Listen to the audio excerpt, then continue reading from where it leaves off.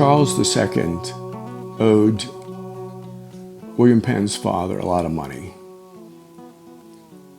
and William Penn gave him an option. Just give me some land in the New World, we'll call it even, which they did.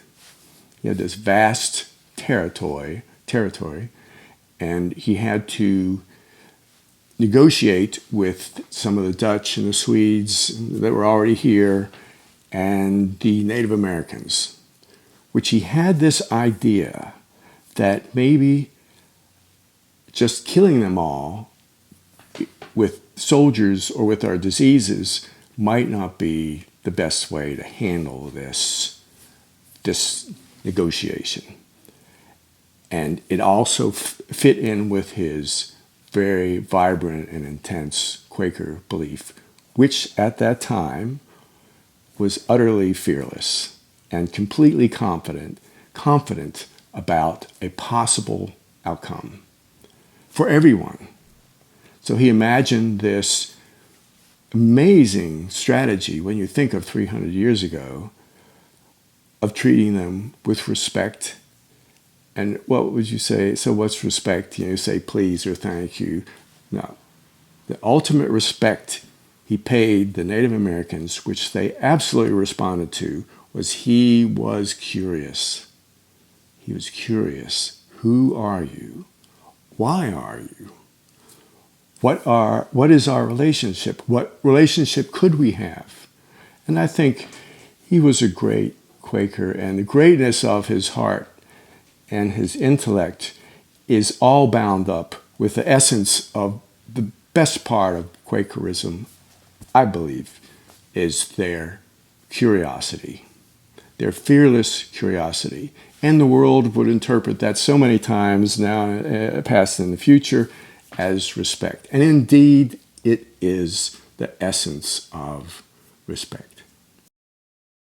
Doing a series of paintings 10 years ago of Quakers and Indians interacting in Chester County was a healing process that was inevitable for me.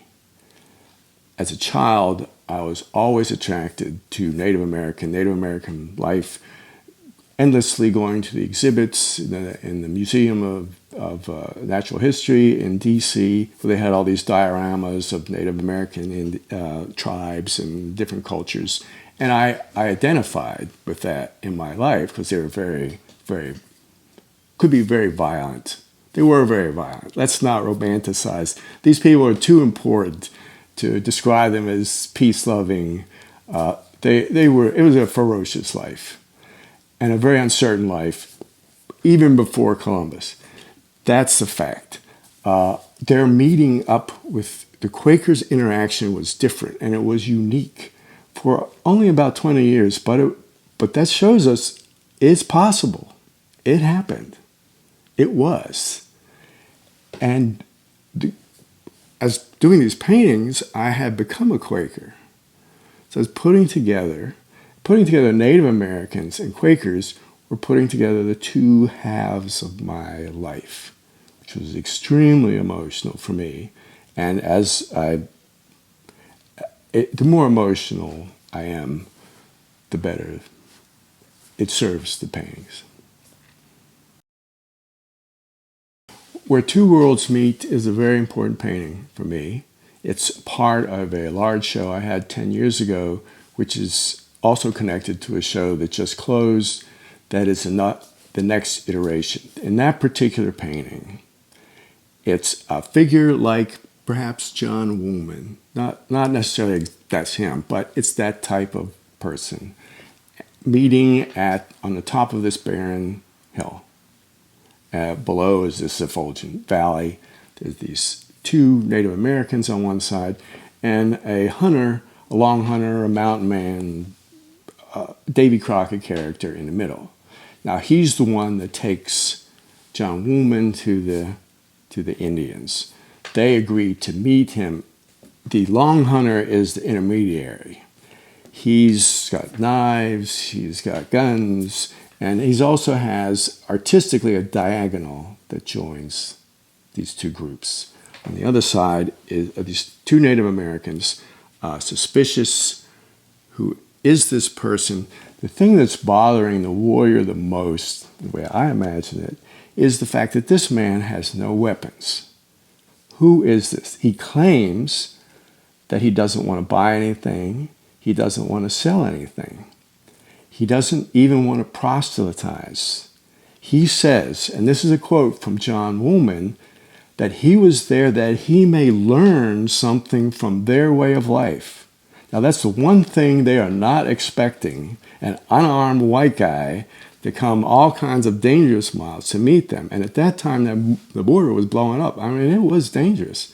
That long hunter is risking his life taking him to them. Now, the warrior's son is very interested. He's leaning forward. He has his little son war club, and he's showing too much obvious interest, so the father's pushing him back. The father's just there with his spear.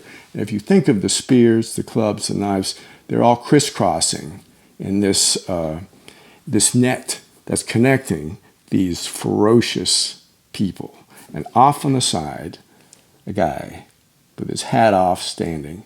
Now, as many people know, back then, the only time Quakers took their hat off is when they were praying. And he's very calm. There's no tension in his body. He's standing there with his hat off. And that has completely stunned these other figures. But in that moment, they are going to accept him. Not because he's harmless, not because he's a good man, they don't know that, but because they've got to know what is happening here. Who is this man and why is he here? They have to know. And then everything else follows from that.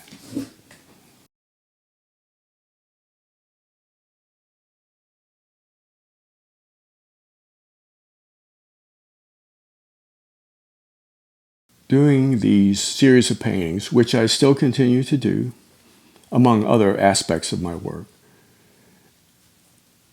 I have been so continually amazed by Quaker stratagems to negotiate the world as it is. The most heartbreaking aspect of that, they were not particularly sentimental group of people. And they very efficiently, the fact is, by the way, they very efficiently disenfranchised Native Americans from this state. They felt to respect the tenets of their religion, they couldn't actually kill them. But they got rid of them just as efficiently in a more peaceful way. And that was always their objective, and they succeeded. That was I mean, I have to accept that. I would like to that's not the answer I wanted. But that's the answer that is there. And I respect both sides enough to not, I want them to be real people, because that's the story that we need now. That's the reason we need that story now, because we have to deal with the world as it is now. And I believe we can. Thank you for watching this bonus QuakerSpeak video. Every so often, we post bonus content for those who have supported us on Patreon, so if you're already a Patreon partner, this is our way of saying thank you. If you haven't yet checked us out on Patreon, please consider supporting QuakerSpeak for as little as $1 per video. Your contribution helps sustain us in our mission of publishing weekly Quaker videos that are both intimate and accessible. Thanks again, and we'll see you on Thursday.